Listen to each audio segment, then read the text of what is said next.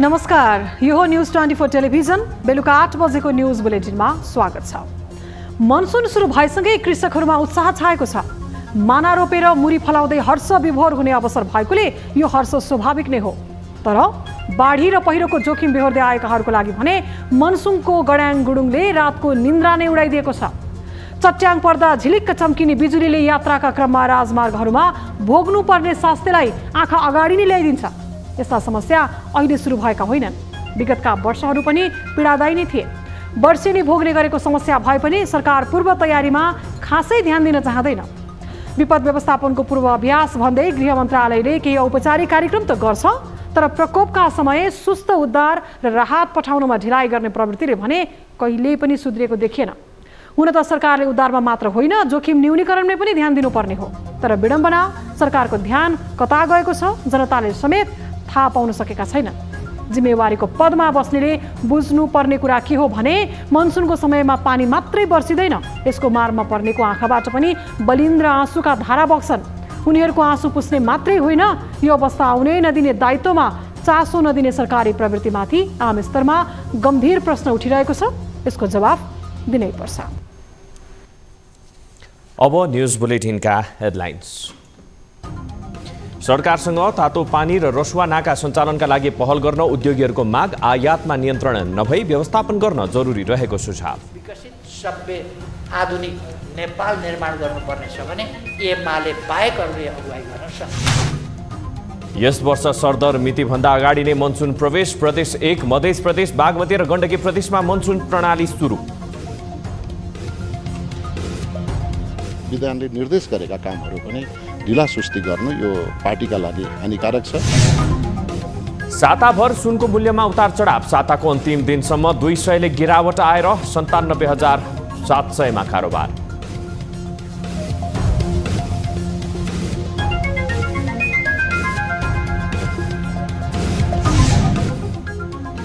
ICC पुरुष cricket विश्वकप league 2 को त्रिकोणात्मक सिरिजमा नेपालले आज दोस्रो खेल खेल्दै अमेरिकालाई हराएर पहिलो जितको खोजीमा।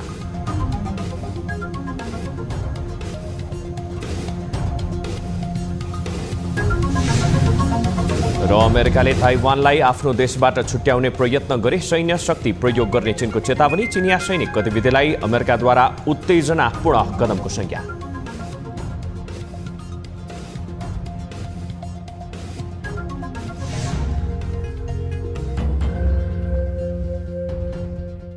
हामी निरन्तर न्यूजमा छौं। नेकपा एमालेका अध्यक्ष केपी शर्मा ओलीले आफ्नो पार्टी बाहेक अन्य कुनै पनि दलले देशलाई विकसित, सभ्य र आधुनिक बनाउन नसक्ने दावी गरेका छन्। स्थानीय तह निर्वाचनमा पार्टीको पक्षमा जनमत निर्माण गर्न सहयोग गरेका कलाकारहरूको सम्मानमा शनिबार काठमाडौँमा आयोजित कार्यक्रममा बोल्दै उनले सो कुरा बताएका हुन्। उनले राजनीतिभन्दा माथि उठेर मुलुकलाई भ्रष्टाचार मुक्त बनाउन, विकासको बाटोमा अघि बढाउन एमाले बाहेकका अन्य शक्तिले नसक्ने नै ठोकुवा गरे। एमाले बाहेकका दलले समृद्ध नेपाल, सुखी नेपालीको नारा पूरा गर्न नसक्ने उनले बताए। सही सत्य कुरा के हो भने राजनीतिभन्दा बाहिर गएर माथि उठेर सही सत्य कुरा, देशलाई माया गर्नुहुन्छ भने, देशलाई बनाउनु छ भने, देशलाई मानवोचित बनाउनु छ भने, मानव समाज जस्तो बनाउनु छ भने, विकसित सभ्य आधुनिक नेपाल निर्माण गर्नुपर्ने छ भने एमाले बाहेकहरूले अगुवाई गर्न सक्छ। उनले आफ्नो पार्टीलाई मुलुकको सही सत्य नहुने भएकाले सबै नेपालीले देशलाई माया गरिदिन आग्रह समेत गरेका छन्। बल्ल बल्ल नाफामा जान थालेको नेपाल विद्युत प्राधिकरणलाई लाखौं रुपियाँ घाटा लागेको छ। तर यो घाटा व्यापारका क्रममा लागेको होइन, एकजना व्यक्तिको कारण हो भन्दा अचम्म लाग्न सक्छ। नुवाकोटको विद्युत प्रसारण लाइनमा एक पुरुषले अवरोध गर्दा प्राधिकरणले लाखौं रुपियाँ घाटा बेहोरेको हो। नुवाकोटको बेलकोटगढी नगरपालिका 13 घले गाउँका माइला विक शनिबार बिहानदेखि 220 केबीको प्रसारण लाइनको तारमा चढेका थिए। उनलाई 9 घण्टापछि उद्धार गरिए पनि यो बीचमा प्राधिकरणले ठूलो घाटा बेहोरेको छ। तारमा हिँड्ने पटकपटकको प्रयासमा समेत तर ओर्लिन नमान्ने गर्दा विद्युत उत्पादन नै प्रभावित बनेको हो। विद्युत उत्पादन नै बन्द गर्नुपर्दा काठमाडौँमा बिजुली प्रवाहमा नै समस्या भई भारतबाट बिजुली आयात गर्नु परेको थियो। राजनैतिक दलहरू विधान अनुसार चल्नुपर्छ, तर नेपाली कांग्रेसमा विभिन्न बहानामा पटक विधान उल्लङ्घन हुने गरेको छ। गुटगत लेनदेन र नेतृत्वको मनोमानीका कारण कांग्रेसका आन्तरिक संरचनाहरू अस्तव्यस्त अवस्थामा छन्। विशेषतः सभापति उदासीनता बन्दा पार्टी पदाधिकारी, विभाग, समिति र भाजी तथा शुभेच्छुक संस्थाको अवस्था भद्रगोल अवस्थामा पुगेको हो। एक रिपोर्ट। नेपाली कांग्रेसको 14औं महाधिवेशन सम्पन्न भएको 6 महिना पुगिसकेको छ, तर हालसम्म पनि पार्टी संरचनाले पूर्णता पाउन सकेको छैन। पार्टीका विभिन्न विभागहरू र समितिहरू गठन हुन नसक्दा ती संरचना प्रभावहीन भएका छन्। पदाधिकारी, केन्द्रीय कार्य समिति, कार्य सम्पादन समिति र संसदीय बोर्डले समेत पूरा आकार पाउन सकेको छैन। सो दलको विधानमा महाधिवेशन सम्पन्न भएको 6 महिनाभित्र सांगठनिक संरचनालाई पूर्णता दिनुपर्ने बाध्यात्मक व्यवस्था छ। पार्टीका नेताहरू यी सबै कामलाई पूरा गर्न आग्रह गरिरहेका छन्। पार्टीले गर्नुपर्ने काम गरेको छैन। युद्धको घोषणा गरिसक्यो भनेको निर्वाचनको मिति, एउटा निर्वाचन हामीले सामना गरिसक्यौँ, अर्को निर्वाचन झन् ठुलो निर्वाचन आउँदैछ। यस्तो बेलामा पार्टीका नेताहरूले गर्नुपर्ने मुख्य सांगठनिक र विधानले स्वीकृत गरेका अथवा विधानले निर्देश गरेका कामहरू पनि ढिलासुस्ती गर्नु यो पार्टीका लागि हानिकारक छ। स्वयं उहाँहरूको व्यक्तित्व र उहाँहरूको जिम्मेवारीमा पनि टिप्पणी उठ्न थालेको छ। त्यसैले चाँडोभन्दा चाँडो गर्नुहोस् भनेर म अहिले पनि अपिल गर्दछु। तर कतिपय नेताहरू भने स्थानीय तहको निर्वाचन लगायतले पार्टीको आन्तरिक संरचना निर्माणमा ढिलाइ भएको र प्रदेश सभा र प्रतिनिधि सभाको निर्वाचन अगावै सबै काम पूरा हुने बताउँछन्। महाधिवेशनको लगत्तैपछि स्थानीय तहको चुनावमा केन्द्रित भयौँ। कतिपय ठाउँमा गठबन्धन गर्नुपर्ने थियो, गठबन्धन दलसँग छलफल गर्न केन्द्रित भयौँ। भर्खरै चुनावी परिणाम आएको छ। संसदमा बजेट छलफल भइरहेछ। प्रधानमन्त्री, पार्टी सभापति अहिले त्यसमा पनि व्यस्त हुनुहुन्छ। यही कारणले हामीले कतिपय भातृ सङ्गठनहरूको लागि पूर्णता दिन सकेका छौँ भने विभागहरू गठन गरेका छौँ। अब सङ्घको चुनाव अगाडि र प्रदेशको चुनाव अगाडि हामीले विभागहरू फुलफिल गर्छौँ। तरुण दल, महिला सङ्घ, नेवी सङ्घदेखि भातृ सङ्गठनहरूलाई एकदम जजल्यमान बनाउँछौँ। सभापति शेरबहादुर देउवाले अघिल्लो कार्यकालमा पार्टीका यी निकाय 4 वर्षसम्म पनि गठन गरेका थिएनन्। त्यति बेला सभापतिको शैलीको खुलेर विरोध गर्ने नेताहरू अहिले महामन्त्री, उपसभापति र सहमहामन्त्री पदमा छन्।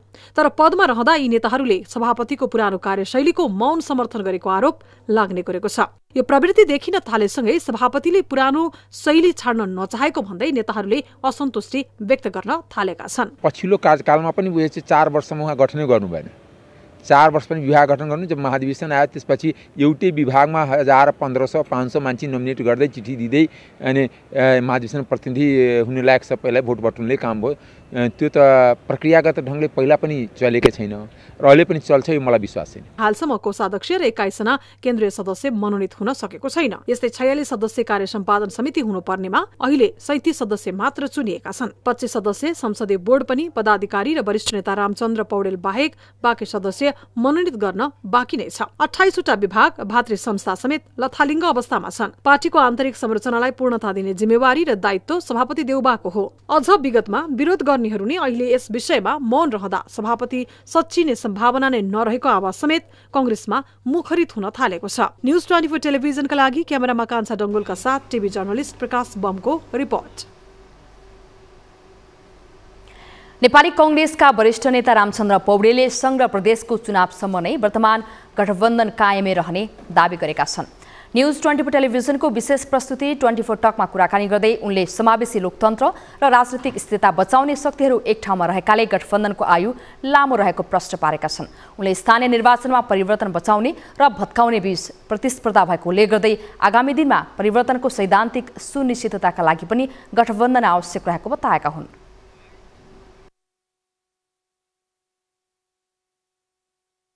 अझ पछिसम्म पनि जान्छ, आउँदो चुनावमा पनि यो गठबन्धन कायम रहन्छ र चाहिँ रहनुपर्छ। मेरो विचारमा मेरो पार्टीमा छलफल होला, मेरो पार्टीमा बहस होला, पार्टीभित्र यो चाहिँ अब कन्टिन्यू गर्ने कि नगर्ने भन्ने कुरामा पार्टीभित्र छलफल हुनसक्छ, हुन्छ, हुनुपर्छ होला।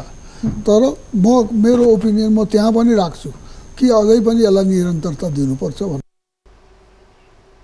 अहिलेको सरकार विशेष अवस्थामा रहेकाले समयको सदुपयोग गरी जनमुखी काम गर्न उनले सरकारलाई सुझाव समेत दिएका छन्। आर्थिक वर्ष सुरु भए यतादेखि नै बिग्रिँदै गएको आर्थिक अवस्थामा अपेक्षाकृत सुधार हुन सकेको छैन। अनियन्त्रित आयात र घट्दै गएको विदेशी मुद्रा सञ्चितलाई कम गर्न अनेक नीति ल्याइए पनि त्यो प्रभावकारी भएको छैन। मुलुकको बिग्रदो अवस्थाको लागि विविध कारण भए पनि समस्या समाधान नहुनुमा अर्थमन्त्रीले जिम्मेवार रहेको विज्ञको ठहर छ। एक रिपोर्ट। चालू आर्थिक वर्षको 10 महिनाको अवधि आइसक्दा समेत बिग्रदो अर्थतन्त्रले सुधारको दिशा समात्न सकेको छैन। यही अवस्थालाई मध्यनजर गरेर सरकार र राष्ट्र बैंकले आयात नियन्त्रण गर्दै अर्थतन्त्रलाई ट्र्याकमा ल्याउने नाममा केही कदम चाल्यो। तर जस्तोसुकै नीति ल्याए पनि अर्थतन्त्र सुधारको संकेत देखिएको छैन। आयातको बढोत्तरी र निर्यातको सुस्तताको कारण मात्र होइन, विदेशी मुद्रा सञ्चितको खराब अवस्थाका कारण समेत गत आर्थिक वर्ष 2078 असार मसान्तसम्म 13 खर्ब 79 अर्ब 3 करोड रुपैयाँ बराबर रहेको विदेशी मुद्रा सञ्चित 10 महिनामै 18% कमी आइसकेको छ। वैशाख मसान्तसम्ममा विदेशी मुद्रा सञ्चित 11 खर्ब 46 अर्ब 88 करोड रुपैयाँमा झरेको छ। वैशाखमा मात्रै थप 21 अर्ब 4 करोड रुपैयाँले घटेको छ। सरकारले यो अवस्थालाई अनदेखा गरिदिँदा समस्या झनै गहिरिएको विज्ञको तर्क छ। 6 महिनामा अझ बढी प्रुडेन्टली त्यतातिर पनि खालि नियन्त्रण मात्रै गर्ने होइन कि त्यो व्यवस्थापन गर्नेतर्फ पनि कोसिस गर्नुपर्छ, अनि मात्रै हामीले सकारात्मक केही चाहिँ परिणामहरू हुने सम्भावना छ। तर तपाईँले फेरि नेक्स्ट 2 महिनामा सुधार हुन्छ कि भन्यो भने पुँजीगत खर्च होस्, वैदेशिक सञ्चित होस्, मुद्रास्फीति होस्, यो तिनैमा सुधार हुने सङ्केत चाहिँ नि छैन।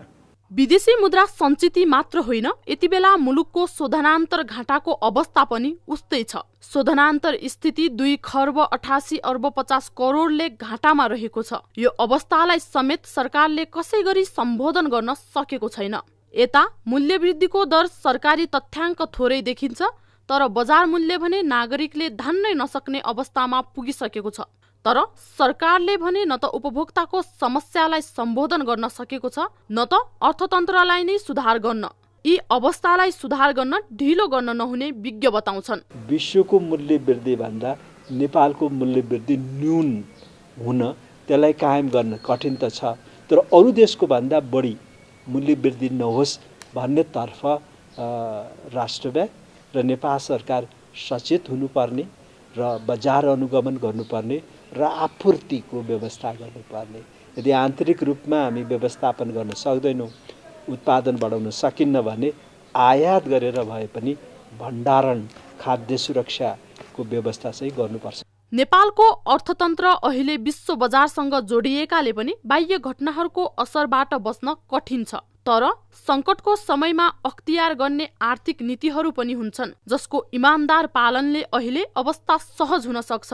यसका लागि पहिला अर्थतन्त्रबारे पर्याप्त मात्रामा बुझ्न सक्नुपर्छ भने विज्ञको सहायता लिएर समाधानका लागि तदारुकता देखाउन सक्नुपर्छ। अन्यथा समस्या झनै जटिल बनेर स्थिति नियन्त्रण बाहिर नजाला भन्न सकिँदैन। न्युज 24 टेलिभिजनका लागि क्यामेरामा प्रभात थापाका साथ टिभी जर्नलिस्ट खगेश्वरी कार्की, काठमाडौँ। हामी निरन्तर न्युजमा छौं।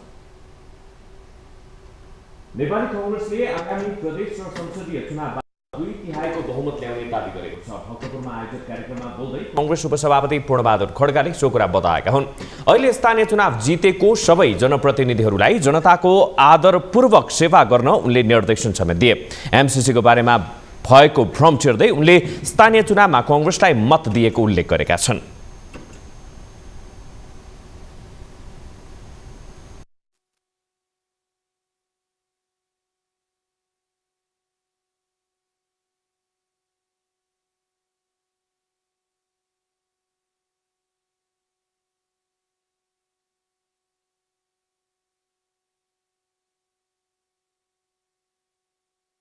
हामीले त्यो हेर्ने प्रवृत्तितिर आफूलाई उन्मुख गर्नै छ।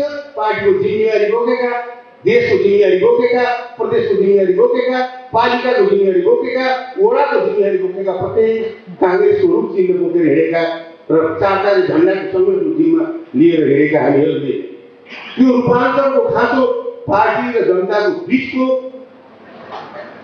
टुटेको कडी जोडिन सुरु गरेको एउटा राजनैतिक अवसर छ। यस्तै उनले मङ्सिरमा हुने संसदीय र प्रदेशको चुनावमा बहुमतका साथ पार्टीलाई जिताउनु पर्नेमा जोड दिएका छन्। नेपाली कांग्रेसले लोकतन्त्र रक्षाको लागि गठबन्धन बनाएको बताउँदै उनले गठबन्धन नटुट्ने प्रश्न पारे।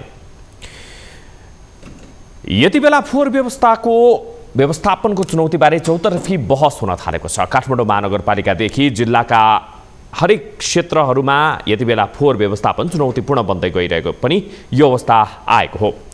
सुदूरपश्चिमका 7 पहाडी जिल्लाको मुख्य प्रवेशद्वारका रूपमा रहेको डडेलधुराको अमरगढीमा यति बेला फोहोर व्यवस्थापन हुन नसक्दा स्थानीयले शास्ति भोग्नु परेको छ। फोहोरका कारण जनस्वास्थ्यमा पनि ठूलो चुनौती आइरहेको छ। एक रिपोर्ट। वर्षौंदेखिको डम्पिङ साइटका रूपमा रहेको डडेलधुराको अमरगढी नगरपालिका 8 को रातागौनामा स्थानीयले 2074 मै फोहोर फाल्न अवरोध गरे। अवरोधपछि 15 वर्षका लागि गरिएको सम्झौता भङ्ग भयो र डडेलधुराको अमरगढीमा फोहोर व्यवस्थापन गर्ने काम कठिन हुन थाल्यो। त्यसपछि अमरगढी 7 को कुइली खोलामा फोहोर फाल्नका लागि सम्झौता गरियो, जहाँ नगरपालिकाले सम्बन्धित जग्गाधनीसँग सम्झौता गरेको थियो। तर 5 वर्ष नपुग्दै कुइली खोलाको डम्पिङ साइटमा पनि अवरोध सुरु भयो। विगतदेखि नै यसलाई अलि राम्रो ठाउँमा व्यवस्थापन हुन सकेको छैन। योभन्दा अगाडि यो रातागुनाको छेउतिर फाल्दाखेरि फेरि यसलाई अहिले लगत्तै चुनावको नजिक आएर एउटा राजनैतिक एजेन्डा बनाएर यसलाई चाहिँ विवादमा ल्याइयो। अमरगढी 7 को कुएली खोलामा फोहोर फाल्न रोक लगाएपछि बजार क्षेत्रको फोहोर उठाउन सकिएन। त्यसपछि केही दिन बजारमै फोहोर जम्मा पारेर जलाउने काम भयो। स्थानीय तहमा नयाँ जनप्रतिनिधि आएसँगै फोहोर व्यवस्थापनका लागि नयाँ ठाउँको खोजी सुरु भयो, तर कहीँ कतै टुङ्गो लाग्न सकेको छैन। पटक पटक गयौँ अमरगढी नगरपालिकाभित्र सबै क्षेत्रमा हेऱ्यौँ हामीले, तर त्यहाँ विवाद पनि आएको छ। फेरि केही नयाँ ठाउँहरू पनि प्रस्तावित भएका छन् हैन, र त्यस व्यवस्थापनमा हामी दीर्घकालीन व्यवस्थापनमा हामी लागिरहेका छौँ। बजार नजिकैको ऋषिखोला सामुदायिक वन र डडेलधुरा उद्योग वाणिज्य सङ्घको परिसरमै अस्थायी रूपमा फोहोर व्यवस्थापन भइरहेको छ। यसले तत्कालीन रूपमा समाधान गरिए पनि दीर्घकालीन रूपमा भने असर पर्ने देखिन्छ। दीर्घकालीन व्यवस्थापनमा अमरगढी नगरपालिकाले पहल गर्नुपर्छ र उद्योग वाणिज्य सङ्घ डडेलधुरा यसमा उहाँहरूसँग यो सरसफाई लगायत अन्य विषयमा हात निभालो गर्न तयार रहेको छ। डडेलधुराको बागबजार छेउमै रहेको सामुदायिक वनमा फोहोर व्यवस्थापन गरिन थालेपछि यसको असर प्रत्यक्ष रूपमा बजारमा पर्ने भएकाले अस्थायी रूपमा फोहोर व्यवस्थापन भइरहेको छ। नगरपालिका दुर्गन्धी हुन लाग्यो, त्यसपछि हामीसँग सहकार्य भयो। हामी ऋषिखोलाको हो नि त, ठाउँ नपाइसकेपछि उहाँले केही समयको लागि एडजस्ट गर्नु पर्यो भन्नुभएको थियो। त्यही भएर हामीले त्यहाँ केही समयको लागि दीर्घकालीन चाहिँ मान्छेले धेरैले दीर्घकालीन हो कि यो हो कि भन्ने छ। बजार नजिकको छ, दुर्गति हुने होइन, सबै हुने। केही समयको लागि चाहिँ हामीले व्यवस्थापन गर्नको लागि त्यहाँ दिएको छौँ। हुन त फोहोरलाई कुनै डम्पिङ साइटमा फालेर मात्र यसको समाधान हुँदैन भन्ने कुरा सङ्घीय राजधानी काठमाडौँको अनुभवले समेत देखाइसकेको छ। यसका लागि फोहोरलाई मोहरमा परिणत गर्ने सूत्र पत्ता लगाई त्यसको कार्यान्वयनमा ध्यान दिन आवश्यक छ, अन्यथा फोहोरको समस्या झै भयावह नहोला भन्न सकिँदैन। न्युज 24 टेलिभिजनका लागि डडेलधुराबाट टिभी जर्नलिस्ट उत्तर विष्टको रिपोर्ट। युवा तथा खेलकुद मन्त्री महेश्वर जङ गहतराजले युवाहरूले नयाँ राजनैतिक व्यवस्थाका लागि अब लड्न आवश्यक नरहेको दावी गर्नुभएको छ। शनिबार ललितपुरमा आयोजित एक अन्तर्क्रिया कार्यक्रमलाई सम्बोधन गर्दै मन्त्री गहतराजले देशमा नयाँ राजनैतिक व्यवस्थाका लागि योभन्दा अगाडिको युवा पुस्ताले सङ्घर्ष गरेर नयाँ व्यवस्था ल्याएको बताए। उनले अबका युवाले देश विकासको बारेमा सङ्घर्ष गर्नुपर्ने बताए। मन्त्री गहतराजले युवाहरूले सपना देख्दा र नयाँ सोच राख्दा देशलाई अघि बढाउन सकिने भएकोले युवाहरूले देशभित्रै केही गर्ने संकल्प गर्न आग्रह पनि गरे।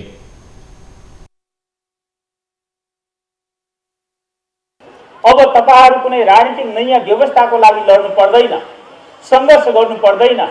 तपाईहरुले देश बनाउनको लागि, देशलाई सुखी समृद्ध बनाउनको लागि, आफ्नो देशलाई विकसित बनाउनको लागि तपाईहरुले संघर्ष गर्नुपर्ने अवस्था त्यस अर्थ मात्रै छ। त्यस्तै कार्यक्रममा संयुक्त राष्ट्रसङ्घीय विकास कार्यक्रमकी सहायक प्रशासक तथा एसिया प्रशान्त ब्युरोकी निर्देशक कान्नी बिगन राजाले दिगो विकास लक्ष्य 2030 हासिल गर्न युवाहरूको सक्रियता आवश्यक रहेको बताए। Just this country, because we are not just citizens of a country, we are citizens of the world. I think this place, the whole world, we can make it a better place, and that's on you as well as on me. युएनडिपीले ललितपुरमा आयोजना गरेको युवासँग अन्तर्क्रिया कार्यक्रममा सबै प्रदेशका 18 देखि 30 वर्ष उमेर समूहका युवाहरूको उपस्थिति रहेको थियो। कुनै पनि विकास परियोजना निर्माण हुँदा त्यस क्षेत्रका बासिन्दामा उत्साह हुन्छ। विकासका कामले गति लिँदा ती क्षेत्रको मुहार फेर्ने भएकोले पनि यस्तो अवस्था आउने गरेको। अहिले सिन्धुपाल्चोकमा निर्माणाधीन भोटेकोशी जलविद्युत भने स्थानीयलाई सुखी बनाउन सकेन। 102 मेगावाटको आकर्षक यस योजनाका स्थानीयले विरोध नै गर्न थालेका छन्। विशेष गरी आयोजना निर्माणको क्रममा मनपरी गर्दा यस्तो अवस्था आएको हो। एक रिपोर्ट। यो हो सिन्धुपाल्चोकको 12 विषय नगरपालिका 5 जम्बुमा निर्माणाधीन मध्य भोटेकोशी जलविद्युत आयोजना। यो आयोजना बन्ने भएसँगै स्थानीय उत्साहित थिए। आयोजनासँगै सडक र अन्य पूर्वाधार बन्ने आशाका कारण यस्तो अवस्था आएको थियो। तर आयोजना निर्माणका क्रममा जथाभावी भएको भन्दै यति बेला स्थानीय असन्तुष्ट बनेका छन्। आयोजनाले सुरुङभित्र प्रयोग गर्ने विद्युतीय केमिकल लगायतका वस्तु सिधै नदीमा ल्याएर हाल्ने गरेको पाइन्छ। यसले नदी प्रदूषित हुँदा जलचरदेखि नदीको पानी प्रयोग भएको खेतीलाई समेत असर गरेको छ। अब जग्गामा यो मकिङ जताभावी फालेको छ। अब जस्तै यो खोलाको यो माछादेखि लिएर हरेक कुराहरूलाई अब बाधा पुगेको छ। अब खोलाको अब जस्तै अब नसोधिकन अब कुनै पनि अब स्थानीय निकायले नसोधेर रातारात जिसिबी लगाएर त्यो मकिङहरू उठाएर चाहिँ अब यिनीहरूले अब यहाँ क्रसरमा पेलिएको छ। एकदमै समस्या छ। यो माटो प्रदूषणै बिगार्छ भनेर भन्ने कुरा आएको छ। यहाँ माछा पालनहरू छ। यहाँनिर ठाउँ ठाउँमा माछा छोडेर छ। उहाँ हाम्रो प्रमुख मान्यज्यूले नै अस्ति कति हजारौँ माछा ल्याएर छोड्नु भएको। त्यो पनि कहाँ पुग्यो कि यसकै प्रदर्शनले गर्दा। आयोजनाले अनुमति नलिएको ठाउँमा सर्वसाधारणलाई पेलेर मिलेमत्तोमा मगको डम्पिङ गर्दा स्थानीयले हैरानी बेहोर्नु परेको हो। आयोजनाले मनपरी गर्न थालेसँगै विरोध गरिएको जनप्रतिनिधि र राजनैतिक दल बताउँछन्। हामीले सम्बन्धित निकायलाई पनि ध्यानाकर्षण गराएका छौँ। हामी स्थानीय सरकार भन्दा नि प्रहरी प्रशासन हो। उहाँहरूले यसलाई भोलिबाट नै रोक्ने भएन भने हामी नगरले हामी स्थानीय सरकारले यसलाई रोकेर चाहिँ यहाँका समस्याहरूको लागि हामी सधैँभरि यो हाइड्रो पावरसँग चाहिँ यो यहाँका स्थानीयको समस्या र यो नगरको समस्याको लागि हामी लडिरहन्छौँ। प्रमुख जिल्ला अधिकारी सुरक्षा निकाय अनि सडक विभागको चाहिँ यो जिल्ला प्रमुख, त्यसपछि अरू यो प्रोजेक्टको चेयरम्यान सिइओ सबैलाई बोलाएको। उहाँले गल्ती गरेका कारणले उहाँहरू आइरहनु भएको छैन।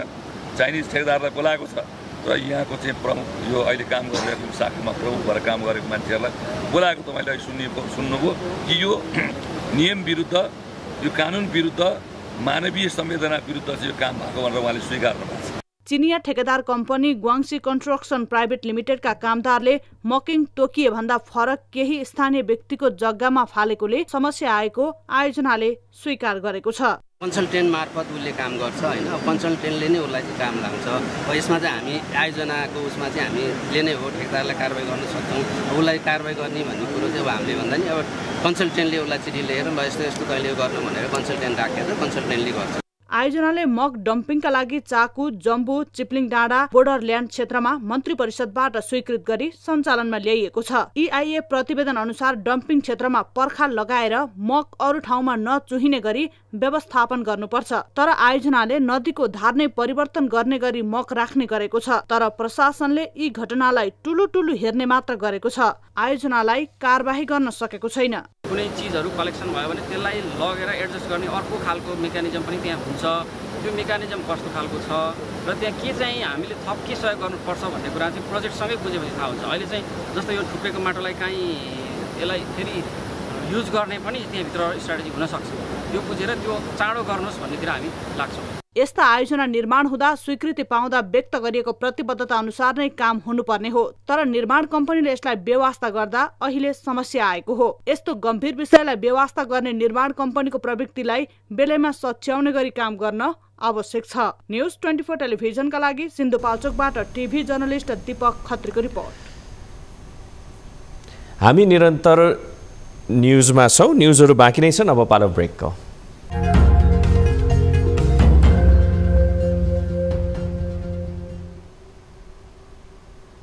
हामी निरन्तर न्यूजमा छौं। काठमाडौँको फोहोर व्यवस्थापनको विषय यति बेला जटिल बनिरहेको छ। व्यवस्थापनको नाममा फोहोरलाई डम्पिङ साइटमा फाल्ने प्रवृत्तिले यो अवस्था आएको हो। तर कार्यशैली परम्परागत भए पनि व्यवस्थापनको आधुनिक शैलीको रटान लगाउने शैली भने फेरिएको छैन। फोहोर व्यवस्थापन अहिले अपरिहार्य नै भइसकेकाले यो विषय पेचिलो बनेको हो। कसरी सरल बनाउन सकिन्छ त फोहोर व्यवस्थापन, अनि कसरी बदल्न सकिन्छ फोहोरलाई मुहरमा? हेरौँ यो रिपोर्ट। ल्यान्डफिल साइडमा अवरोध भएकाले उपत्यकाको फोहोर 1 महिनासम्मै अस्तव्यस्त रह्यो, जसका कारण काठमाडौँ उपत्यकावासीले दुर्गन्ध झेल्नु पर्यो। विगतको तुलनामा अहिले फोहोर बढेकाले यसको बढी असर देखिन थालेको छ। परिणाम स्वरूप काठमाडौँको फोहोर व्यवस्थापनका वैकल्पिक उपायमाथि चर्चाले महत्त्व पाउन थालेको हो। क्लबहरू, लियो क्लब, रोटरी क्लब यिनीहरूले पनि कतै न कतैबाट मद्दत गरेर उहाँको यो फोहोरलाई काठमाडौँ सहरलाई एकदम राम्रो बनाउने र पर्यटकीय रूपमा विकसित गर्ने सोचलाई बढान गर्नुपर्दो। जबसम्म चाहिँ अब योले सङ्कलन गरेर कुनै अब फोहोर जस्तो कि मल हुने चिजलाई चाहिँ अब त्यो मल बनाएर त्यसलाई जबसम्म हुँदैन यो व्यवस्थापन नै हुँदैन नि। हुन त यस पहिले पनि फोहोरलाई पैसामा बदल्न सकिन्छ भन्ने चर्चा नभएको होइन, तर यसको प्रभावकारी कार्यान्वयनमा कुनै प्रगति भएन। यो क्षेत्रमा विज्ञान, प्रविधि, अनुसन्धान न प्रवर्धन हामी कहाँ एकदमै कमजोर, नको बराबर भन्छ। त्यो क्षेत्रमा एउटा लगानी चाहिँ अभिवृद्धि गरिदिनु पर्यो। कसरी बदल्न सकिन्छ त फोहोरलाई मोहरमा?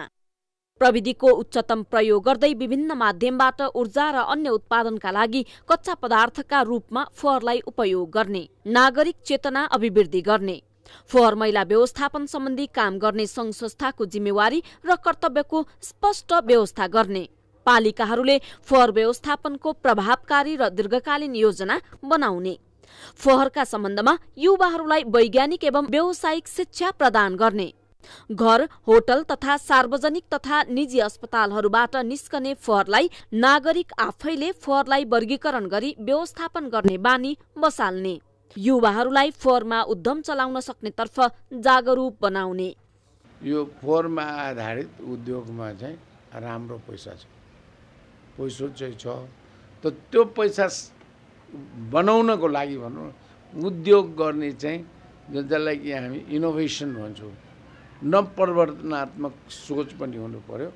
तर त्यो सोचलाई चाहिँ फेरि मुलुकको ऐन, कानुन, नियम र त्यो त्यहाँको हुन्छ नि हामी भन्छौँ नि वातावरण भन्छौँ भने कि औद्योगिक वातावरण चाहिँ पनि हुनु पर्यो। फोहोरलाई उत्पादनको स्रोतमा जोड्न सकिने थुप्रै उदाहरण पाइन्छन्। काठमाडौँमा समेत अन्य देशको अनुभवबाट सिकेर फोहोरको उचित व्यवस्थापन गर्दै यसलाई मोहरमा बदल्न सक्ने सम्भावना रहेको छ। यसका लागि बलियो इच्छा शक्ति भने चाहिन्छ। न्यूज 24 टेलिभिजनका लागि क्यामेरामा कान्छा डङ्गोलका साथ टिभी जर्नलिस्ट टङ्ककला तिमेल सेना, काठमाडौँ।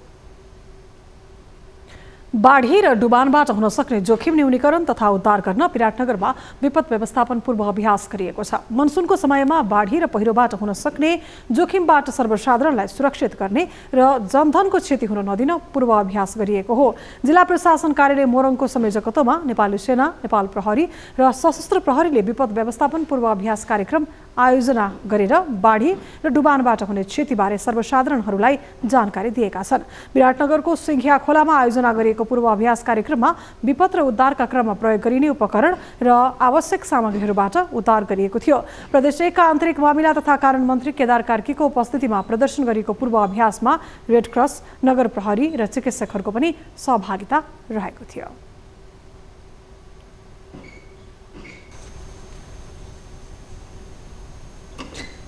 हामी निरन्तर न्यूजमा छौं। नेपाल उद्योग वाणिज्य महासंघका उपाध्यक्ष अन्जन श्रेष्ठले सरकारले चीनसँग पहल गरेर तत्काल तातो पानी र रसुवा नाका सञ्चालन गर्नुपर्ने बताएका छन्। शनिबार नेपाल हिमाल सीमा पार वाणिज्य संघको 22औं वार्षिक साधारण सभामा उपाध्यक्ष श्रेष्ठले यस्तो बताएका हुन्।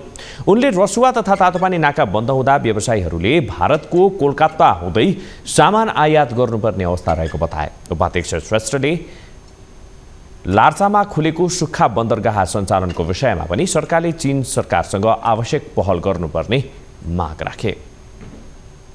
गोदाम घरको कुरा एउटा ठुलो समस्या छ भने अर्को कुरा सडकको पुलको पनि समस्याहरू छ, त्यसलाई पनि समाधान गरिदिनुपर्छ।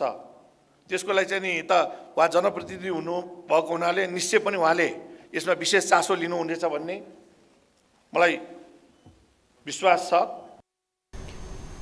त्यस्तै नेपाल चेम्बर अफ कमर्सका वरिष्ठ उपाध्यक्ष कमलेश कुमार अग्रवालले आयात नियन्त्रण वर्तमान समस्याको समाधान नभएको बताए। उनले सरकारले आयातलाई नियन्त्रण नभएर व्यवस्थापन गर्नुपर्ने सुझाएका थिए। सम्बन्धित छ, हाम्रो लिभिङ स्ट्यान्डर्डसँग सम्बन्धित छ। उपभोक्ताहरूलाई गुणस्तरीय सामान सस्तो मूल्यमा प्रतिस्पर्धी वातावरणमा खरिद गर्न सर्वमान्य अधिकारबाट हामीले हनन गर्नु हुँदैन आयात नियन्त्रण गरेर। त्यस्तै नेपाली कांग्रेसका नेता मोहन बस्नेतले 2072 सालको भूकम्पपछि बनेका कुनै पनि सरकारले नाकाको बारेमा उचित पहल गर्न नसकेको आरोप लगाए। सरकारले नै चीन सरकारसँग कूटनीतिक पहल गर्न नसक्दा चीन नाकामा व्यवसायीहरूलाई सामान आयातमा समस्या रहेको बताएका थिए। सरकारलाई जुन तरिकाले नेपाल सरकारले कूटनैतिक तरिकाबाट कन्भिन्स गरेर यो नाकालाई व्यवस्थित गर्नुपर्ने हो, यो विषयमा कुनै पनि सरकार पूर्ण रूपमा सफल भएको छैन। त्यो कांग्रेसको सरकार होस्, चाहे एमालेको सरकार होस्, चाहे नेकपाको सरकार होस्, चाहे माओवादीको नेतृत्व होस्, यो कुरा हुन सकिरहेको अवस्था छैन। यसले अलिकता चाहिँ अप्ठ्यारो पारिरहेको निश्चित रूपमा छ। नेता बस्नेतले नाका व्यवस्थित र सञ्चालनमा आउन नसक्दा महँगो भाडा तिरेर भारत हुँदै सामान आयात गर्नुपर्ने अवस्था व्यवसायीहरूको रहेको बताएका थिए। मुगुको मुगुम कोर्मारोङ गाउँपालिकाका स्थानीयको मुख्य आम्दानीको स्रोत यार्सा सङ्कलन हो। स्थानीयको मात्रै नभई गाउँपालिकाको आय स्रोत हो यार्सा सङ्कलनबाट उठेको राजस्व। गएको 2 वर्ष कोभिडका कारण यार्सा सङ्कलन बन्द भएकोले यस वर्ष धेरै राजस्व सङ्कलन हुने अपेक्षा गरिएको थियो। तर स्थानीय निर्वाचनका कारण यार्सा सङ्कलनको सङ्ख्या नै कम हुँदा निकै कम मात्रै राजस्व सङ्कलन भएको गाउँपालिकाले जनाएको छ। मुगुको मुगुम कार्मारोङ गाउँपालिकाका स्थानीयको आयको मुख्य स्रोत हो यार्सा गुम्बा सङ्कलन। विगत 2 वर्ष कोभिडका कारण यार्सा सङ्कलन बन्द भएको थियो। यसै कारण पनि यस वर्ष यार्सा सङ्कलनमा जानेको संख्या बढी हुने अनुमान गरिएको थियो। यद्यपि वैशाख 30 गते सम्पन्न स्थानीय निर्वाचनका कारण यार्सा सङ्कलनमा जानेको संख्या निकै न्यून रह्यो। विगतका वर्षहरूमा 6000 भन्दा बढी यार्सा सङ्कलनमा आउने गरेकोमा यस वर्ष करिब 900 जना मात्र यार्सा सङ्कलनका लागि पुगेका छन्। पहिला अब धेरै मान्छे आउँथ्यो, लगभग 6000 सम्म आउँथ्यो। अब अहिलेको लागि चुनावलाई लागि गर्दाखेरि मान्छे कमै भयो। 2 वर्षपछि यार्सा सङ्कलन खुलेकाले गाउँपालिकाले यस वर्ष सङ्कलकहरूबाट निकै राम्रो राजस्व उठ्ने अपेक्षा गरे पनि सङ्कलक नै कम भएपछि अपेक्षाकृत राजस्व सङ्कलन हुन सकेको छैन। गाउँपालिकाले विगतका वर्षहरूमा 60 लाखदेखि 1 करोडसम्म राजस्व उठाउने गरेको थियो भने यो वर्ष हालसम्म 20 लाख मात्र राजस्व उठेको छ। पाटनतिर चोरी यार्सा सङ्कलन गर्नेहरूबाट राजस्व उठाउन गाउँपालिकाले 100 जना मानिस परिचालन गरेको छ, जसबाट थप 9 लाखसम्म राजस्व उठ्ने अनुमान गरिएको छ। यसरी यस वर्ष जम्मा 30 लाखसम्म मात्र राजस्व उठ्ने देखिएको हो। हामीले अपेक्षा गरेको गत साल 2 आर्थिक वर्ष अगाडि 75-76 मा अब तपाईँको हाराहारी करोड रुपियाँ हाम्रो आम्दानी बाँधिएको थियो र अहिले हामी त्योभन्दा बढी नै आकलन गरेका थियौँ। अब त्योबाट हाम्रो आर्थिक आम्दानी अब हाम्रो आन्तरिक स्रोतमा पैसा अलि आम्दानी बढी लिने सोच थियो, तर विशेष यो चुनावको माहौलले गर्दा अब यसो गर्न सकिएन। उठेको राजस्व गाउँपालिकाको नियम अनुसार वडापालिकामा 40%, गाउँपालिकालाई 30%, व्यवस्थापन समितिलाई 20% र 5% सहयोग समितिलाई वितरण गरी राजस्व बाँडफाँड गरिदिए आएको छ। तर यस वर्ष स्थानीय निर्वाचनका कारण स्थानीय यार्सा सङ्कलनमा नजाँदा उनीहरूको परिवारको आयका साथै गाउँपालिकाको आयमा समेत प्रभाव पारेको छ। न्युज 24 टेलिभिजनका लागि मुगुबाट टिभी जर्नलिस्ट दान बहादुर बुढाको रिपोर्ट। अब बिजनेस न्यूज।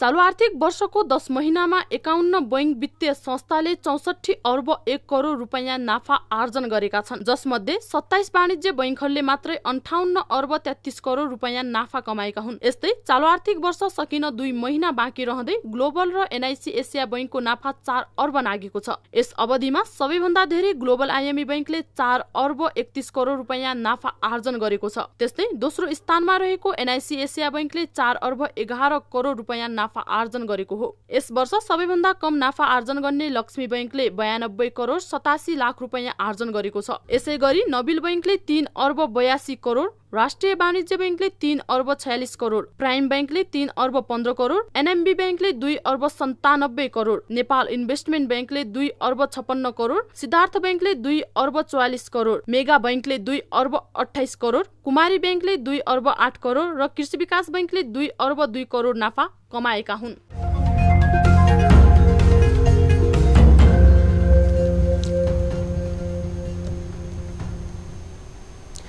न्युजहरू अझै बाँकी छन्, अब पालो ब्रेकको।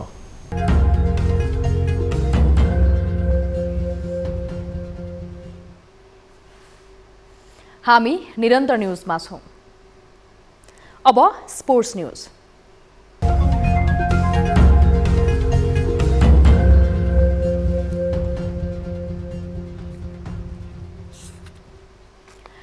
कीर्तिपुर स्थित त्रिभुवन विश्वविद्यालयको मैदानमा नेपाली राष्ट्रिय महिला टोली मलेसियामा आयोजना हुने एससीसी महिला T20 च्याम्पियनसिपको तयारी गरिरहेको छ। पछिल्लो समय फितलो बनिरहेको नेपाली टोलीले कमजोर सच्याउने गरी सघन प्रयास गरेको हो। एसिया कप छनौट हुने लक्ष्य लिएकाले पनि यो टोलीसँग राम्रै प्रदर्शनको अपेक्षा हुनु गलत होइन। एक रिपोर्ट। एसिया कप छनौट हुने लक्ष्यका साथ टोलीले च्याम्पियनसिपको विशेष तयारी गरिरहेको छ। पछिल्लो पटक युगाण्डासँगको खेलमा देखिएको फिटनेस र फिल्डिङको समस्यालाई सुधार गरेको भन्दै प्रशिक्षक जगत टमटाले टोली च्याम्पियन भएर स्वदेश फर्किने सम्भावना इंकित गरेका छन्। मलेसियामा आयोजना हुने एसीसी महिला T20 च्याम्पियनसिपमा प्रतिस्पर्धा गर्न अन्तिम चरणको बन्द प्रशिक्षणका लागि 19 सदस्यीय टोलीले नेपाली वर्षायामलाई छल्दै अभ्यास गरिरहेको छ। मौसम प्रतिकूल भए पनि टोलीले अनुकूल अनुसार अभ्यासलाई तीव्रता दिइरहेको हो। पछिल्ला पटक सम्पन्न युगाण्डासँगको श्रृंखलामा भएका कमी कमजोरी सुधार गर्न टोली तल्लिन्छ। एसियन क्रिकेट काउन्सिलको आयोजना हुन लागेको प्रतियोगिता जुन 17 देखि 25 सम्म मलेसियामा हुँदैछ। 10 टोलीले सहभागिता जनाउने प्रतियोगितामा आयोजक मलेसिया सहित Nepal, Bahrain, Bhutan, Hong Kong, Kuwait, Singapore, Oman, Qatar र युएई रहेका छन्। सहभागी टोली मध्ये नेपाललाई चुनौती दिने हङकङ भएको प्रशिक्षक टमाटाको बुझाइ छ। टफ यस हाम्रो पुलमा चाहिँ अब हङकङ छ यस र हामीले चाहिँ फर्स्ट अफ अल त हामीले सबै म्याच जित्ने नै हो, किनभनेपछि पुल टप भएपछि हामीलाई चाहिँ अलिकति सजिलो पनि पाउँछ पुल। अदरवाइज हामीले चाहिँ सेमी फाइनल क्रस छ हैन, सो कोसिस गर्ने हो कि मतलब क्वालिफाई गर्ने हो। त्यस्तै नेपाली राष्ट्रिय महिला क्रिकेट टिमकी कप्तान रुबिना छेत्रीले केही साता अघि सिनियर टोलीबाट युगाण्डा विरुद्ध डेब्यू गरेकी हिरणमय राय भने टोलीमा समावेश छैनन्। यद्यपि क्यानले उनलाई उजागर गर्न सिनियर टोलीसँग अभ्यासको मौका दिइरहेको छ। आवश्यक पर्ने कागजात नपुगेको भन्दै उनी हाल टोली भन्दा बाहिर छिन्। युगाण्डासँगको श्रृंखलाले नेपाली टोलीको स्तर छुट्याइदिएको भन्दै नेपाली टोलीकी कप्तान रुबिना छेत्रीले सोही कमी कमजोरी अभ्यास गरेको बताइन्। क्वालिफाई खेल्नु अगाडि त्यो 5 वटा म्याच चाहिँ एकदमै इम्पोर्टेन्ट भयो हाम्रो लागि। हामीलाई थाहा भयो हामी कुन कन्डिसनमा छौँ, कतिको इम्प्रुभ गर्नुपर्ने रहेछ, अब कुन चिजमा काम गर्नुपर्ने होइन। सो एज सुन एज हाम्रो युगाण्डाको सिरिज सक्यो हामीले पास्ट अब भनौँ न 10 डेज जति चाहिँ टेन्टेटिभली हामी फिल्डिङ र फिटनेसमा काम गऱ्यौँ होइन। We have a trainer right now. समूहको प्रतिस्पर्धामा हरेक टोलीले एक आपसमा प्रतिस्पर्धा गर्नेछन्। समूह चरणको प्रतिस्पर्धापछि दुवै समूहका शीर्ष 2 टोली सेमी फाइनलमा प्रवेश गर्नेछन्। फाइनलमा प्रवेश गरेका 2 टोली अक्टोबरमा आयोजना हुने महिला T20 एसिया कपमा छनौट हुनेछन्। न्युज 24 टेलिभिजनका लागि खेल ब्युरोको रिपोर्ट। अब 24 वेदर अपडेट।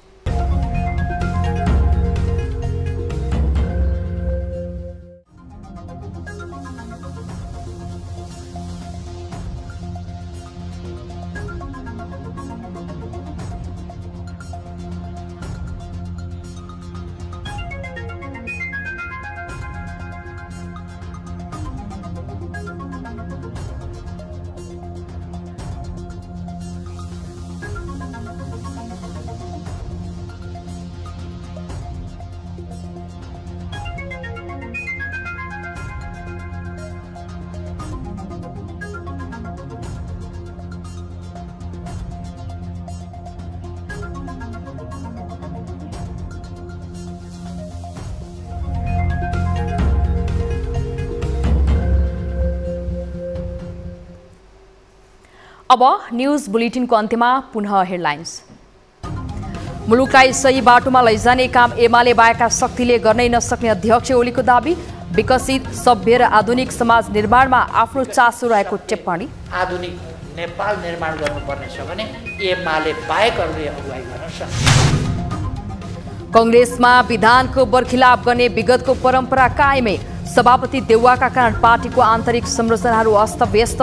विगतका विरोध गर्नेहरूको अर्थपूर्ण मौनता। गरेका कामहरू पनि ढिला सुस्ती गर्नु यो पार्टीका लागि हानिकारक छ। समस्याको आहालमा फस्दा समेत मुलुकको अर्थतन्त्र सुधारमा सरकारको ध्यान पर्याप्त पुगेन। अनदेखा गरिएकाले अवस्था झनै जटिल बन्न सक्ने विज्ञको निष्कर्ष।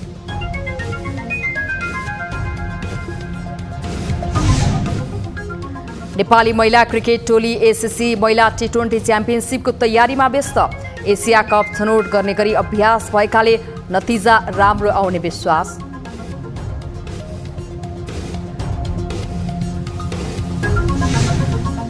र ताइवानलाई आफ्नो देशबाट छुट्याउने प्रयत्न गरे अमेरिका विरुद्ध सैन्य शक्ति प्रयोग गर्ने चीनको चेतावनी। चिनिया गतिविधिलाई अमेरिकाद्वारा उत्तेजनापूर्ण कदमको संज्ञा।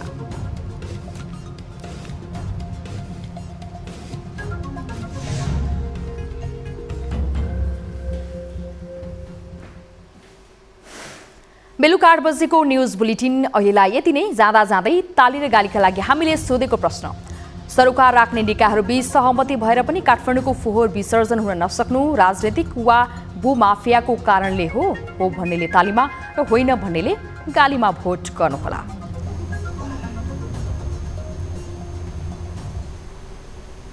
थप न्यूजका लागि हाम्रो वेबसाइट www.news24nepal.com हेर्नुहोला। साथै हामीलाई फेसबुक, ट्विटर र युट्युबमा पनि फलो गर्न सक्नुहुनेछ। यस्तै मोबाइल, भाइबर र इमेलबाट 24 हेल्प डेस्कमा कुनै समस्या या गुनासो भए सम्पर्क गर्न सक्नुहुनेछ। अहिलेलाई बिदा दिनुहोस्। हामी निरन्तर न्यूजमा छौं। नमस्ते।